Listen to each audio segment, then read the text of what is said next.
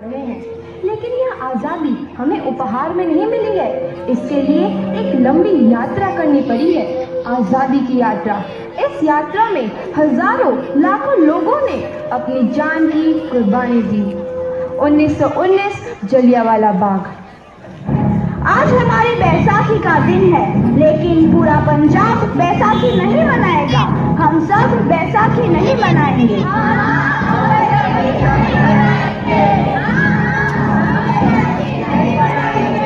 जब तक हम अंग्रेजों को भारत से बाहर नहीं निकाल देते, पूरा पंजाब बैसाखी नहीं मनाएगा।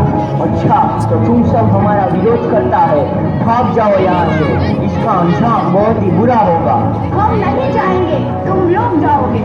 हमें नहीं, तुमको भारत से भागना होगा। Soldiers, fire!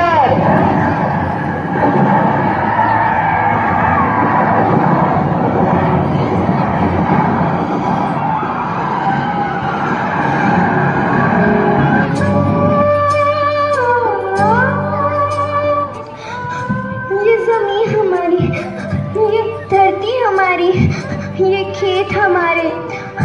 अभी थोड़ी देर पहले हमारी ये फसलें लहरा रही थी, पर इन अंग्रेजों ने हमारी फसलें बर्बाद कर दी। इन अंग्रेजों ने एक ही झटके में इन सब फसलों को काट दिया।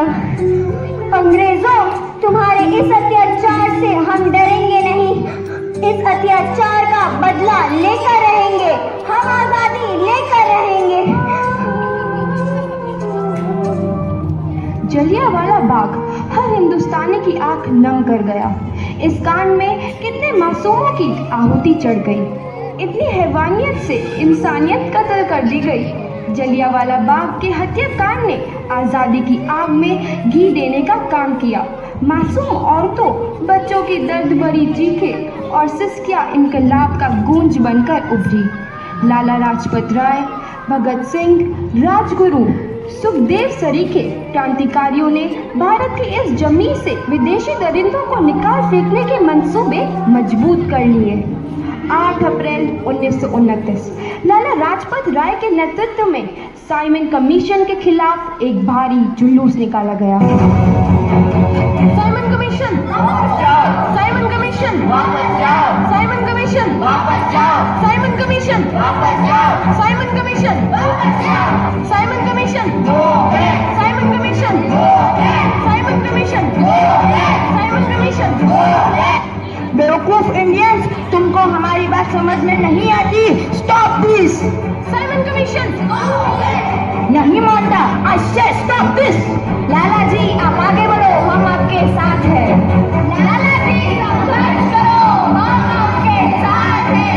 लाला जी, संघर्ष करो, हम आपके साथ हैं। लाठी चार्ज करो।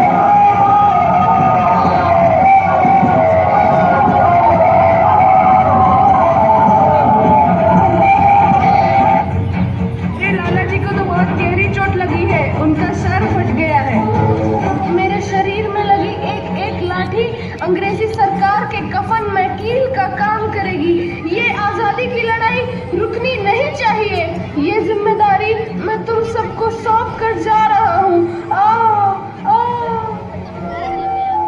लाला लाजपत राय की दर्दनाक मौत के बाद भगत सिंह, सुखदेव, राजगुरु वतन के इन मतवालों के खून में ऐसा उबाल आया जिसका सामना करना अंग्रेजी सरकार के लिए मुश्किल हो गया। अंग्रेजों को करारा जवाब देने के लिए स्कॉट और सैंडर्स को मारने की रूपरेखा रची गई।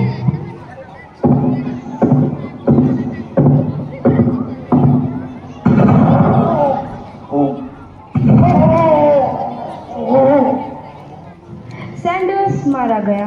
चारों तरफ तहलका मचा था। दीवारों पर लिखा था, लाला जी की मौत का बदला ले लिया गया है। भगत सिंह समेत सभी वहां से फरार हो गए। 8 अप्रैल 1929 दिल्ली में ब्रिटिश सरकार की सेंट्रल लेजिस्लेटिव असेंबली की बैठक में 2 बम धमाके की आवाज सुनाई दी।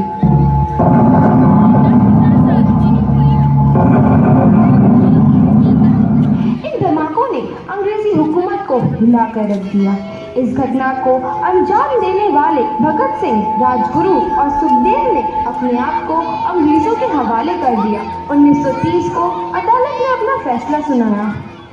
मुलजिम भगत सिंह, मुलजिम राजगुरु, मुलजिम सुखदेव को दफ़ा 121 और दफ़ा 302 के तहत ये अदालत तीनों को मुजरिम करार देती है और इस गुस्ताखी के लिए ये अदालत इन तीनों को सजाए मौत की सजा सुनाती है। सरफरोशी की तमन्ना अब हमारे दिल में है, देखना है जोर कितना बाजुए कातिल में है। भगत सिंह, तुम्हारी कोई आखिरी ख्वाहिश? हमारे हाथ खोल दिए जाए। हम तीनों दोस्त एक दूसरे से गले मिलना चाहते हैं। उनके हाथ खोल दिए जाए।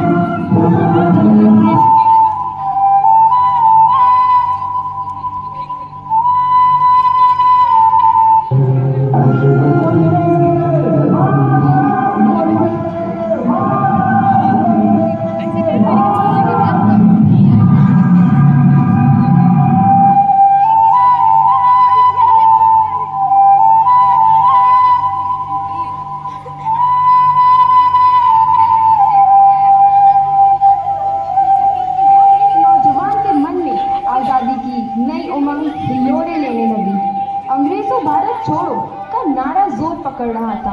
सबने एक आजाद भारत का सपना देखना आरंभ कर दिया था। हर कोई अपने अपने ढंग से इस महायज्ञ में अपनी आहुति दे रहा था। सुभाष चंद्र बोस, रानी लक्ष्मीबाई, तात्या टोपे और मंगल पांडे जैसे शहीदों की कुर्बानी रंग लाई। 15 अगस्त 1947 को भारत आजाद हुआ।